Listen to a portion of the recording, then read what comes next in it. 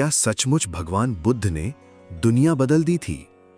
भगवान विष्णु के 9वें अवतार बुद्ध अवतार की सबसे रहस्यमयी कहानी। कल्पना कीजिए, एक ऐसा राजकुमार जिसके जन्म के समय ही भविष्यवाणी कर दी गई थी कि या तो वो पूरी पृथ्वी का सबसे महान सम्राट बनेगा या फिर सब कुछ त्याग कर संसार को नया मार्ग दिखाएगा। उसके पिता ने उसे दुनिया के हर दुख से दूर रखा। महल में केवल सुख था, नृत्य था, संगीत था, वैभव था। उसे कभी ये नहीं देखने दिया गया कि इस दुनिया में दर्द भी होता है, बुढ़ापा भी आता है और मौत भी होती है। लेकिन फिर एक दिन वो राजकुमार पहली बार महल से बाहर निकला और जो उसने देखा, उसने उसकी पूरी जिंदगी बदल दी।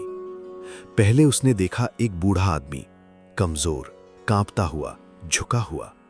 राजकुमार ने पूछा, क्या हर इंसान एक दिन ऐसा हो जाता है? फिर उसने देखा एक बीमार व्यक्ति, दर्द से तड़पता हुआ। और फिर उसने देखा एक मृत शरीर, चारों ओर रोते हुए लोग, सन्नाटा, भय। राजकुमार के हाथ कांपने लगे। उसने पूछा, क्या मृत्यु हर किसी को आती है? जब उसे उत्तर मिला हाँ, तो पहली बार उसे एहसास हुआ जिस संसार को वो हमेशा सुंदर समझता था, वो वास्तव में दुखों से भरा हुआ है। लेकिन सबसे रहस्यमयी बात अभी बाकी थी। उसने आगे एक साधु को देखा, चेहरे पर अद्भुत शांति, आंखों में सुकून, मानो उसने संसार का कोई ऐसा रहस्य जान लिया हो जो बाकी लोग कभी समझ ही नहीं पाए। और उसी रात वो राजकुमार सब कुछ छोड़ देता है, राज्य, धन, महल, पत्नी, यहां तक कि अपना नवजात पुत्र भी, क्योंकि अब वो एक ऐसे प्रश्न का उत्तर ढूंढना चाहता था जो हजारों वर्षों से इंसानों को परेशान करता आया है। आखिर दुख क्यों है? आज की इस डॉक्यूमेंट्री में हम जानेंगे गौतम बुद्धा की पूरी रहस्यमयी कहानी। हम जानेंगे कि कैसे एक राजकुमार सिद्धार्थ गौतम दुनिया के सबसे महान आध्यात्मिक गुरु बने। आखिर क्यों कई पुराणों में उन्हें लॉर्ड विष्णु का 9वां अवतार माना गया और कैसे उनके विचारों ने पूरी दुनिया की सोच बदल दी। लेकिन इस कहानी में सिर्फ धर्म नहीं छिपा, इसमें छिपे हैं मानव मन, दुख, शांति और आत्मज्ञान के ऐसे रहस्य जिन्हें आज भी वैज्ञानिक और दार्शनिक समझने की कोशिश कर रहे हैं। तो चलिए शुरू करते हैं उस रात से जब लुम्बिनी के एक वन में एक असाधारण बालक का जन्म हुआ। बहुत समय पहले कपिलवस्तु के राजा शुद्धोधन और रानी माया देवी के घर एक पुत्र का जन्म हुआ। कहा जाता है कि उसके जन्म के समय आकाश में अद्भुत प्रकाश फैल गया था। ऋषि मुनियों ने भविष्यवाणी की, ये बालक या तो चक्रवर्ती सम्राट बनेगा या फिर पूरी दुनिया को नया ज्ञान देगा। उस बालक का नाम रखा गया सिद्धार्थ। राजा शुद्धोधन चाहते थे कि उनका पुत्र एक महान राजा बने, इसलिए उन्होंने सिद्धार्थ को हर दुख से दूर रखा। महल के अंदर केवल सुख था, नृत्य, संगीत, सुगंध और आनंद। लेकिन राजा को डर था, अगर सिद्धार्थ ने संसार का दुख देख लिया तो वो सब कुछ त्याग देगा। समय बीतता गया, सिद्धार्थ बड़े होने लगे। वे अत्यंत बुद्धिमान थे, दयालु थे और हमेशा गहरे प्रश्न पूछते थे। फिर एक दिन उन्होंने महल से बाहर जाने की इच्छा जताई। राजा ने पूरी नगरी सजवा दी ताकि सिद्धार्थ को कोई दुखी व्यक्ति दिखाई न दे। लेकिन नियति कुछ और चाहती थी। रास्ते में सिद्धार्थ ने पहली बार एक बूढ़े व्यक्ति को देखा। झुका हुआ शरीर, कमजोर आंखें, कांपते हाथ। सिद्धार्थ स्तब्ध रह गए। फिर उन्होंने एक बीमार व्यक्ति देखा और उसके बाद एक मृत शरीर। हर दृश्य उनके मन को अंदर तक हिला रहा था। लेकिन चौथा दृश्य सबसे अलग था। उन्होंने एक साधु को देखा।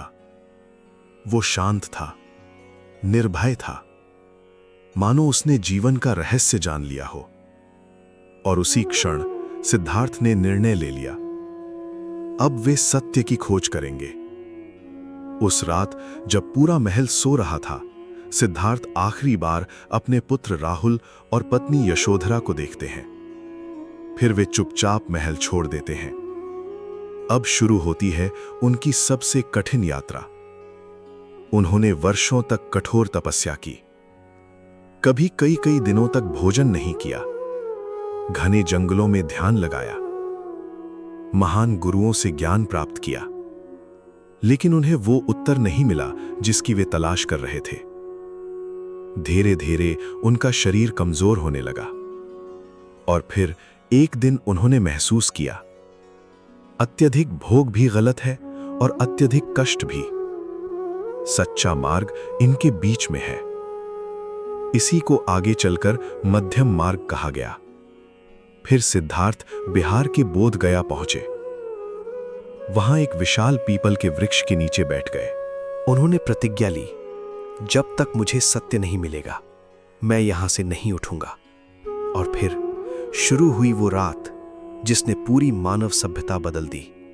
कहा जाता है कि उस रात मारा नामक दुष्ट शक्ति ने सिद्धार्थ का ध्यान तोड़ने की कोशिश की, भय पैदा किया, मोह पैदा किया, प्रलोभन दिए, लेकिन सिद्धार्थ अडिग रहे। घंटों बीत गए, रात गहराती गई और फिर सूर्योदय से ठीक पहले सिद्धार्थ को ज्ञान प्राप्त हो गया। उन्होंने जीवन, मृत्यु और दुख का रहस्य समझ लिया था। अब वे सिद्धार्थ नहीं रहे, अब वे बन चुके थे बुद्ध, यानी जागृत व्यक्ति। इसके बाद बुद्ध ने पूरी दुनिया को 4 आर्य सत्य और अष्टांग मार्ग का ज्ञान दिया।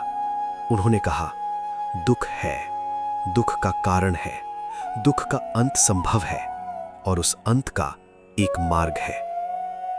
उनका संदेश बेहद सरल था, अहिंसा, करुणा, शांति और आत्मज्ञान। धीरे धीरे हजारों लोग उनके अनुयायी बनने लगे, राजा तक उनके चरणों में झुकने लगे।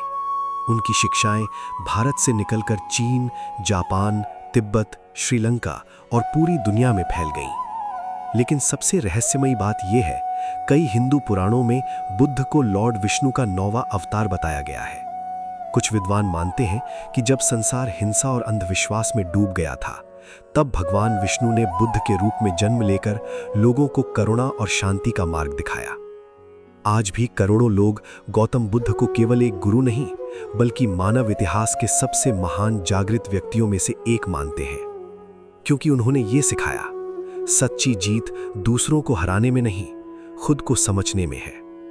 और शायद यही कारण है कि हजारों साल बाद भी जब कोई व्यक्ति शांति की खोज करता है, तो उसकी यात्रा कहीं ना कहीं बुद्ध तक जरूर पहुंचती है। जय बुद्धदेव।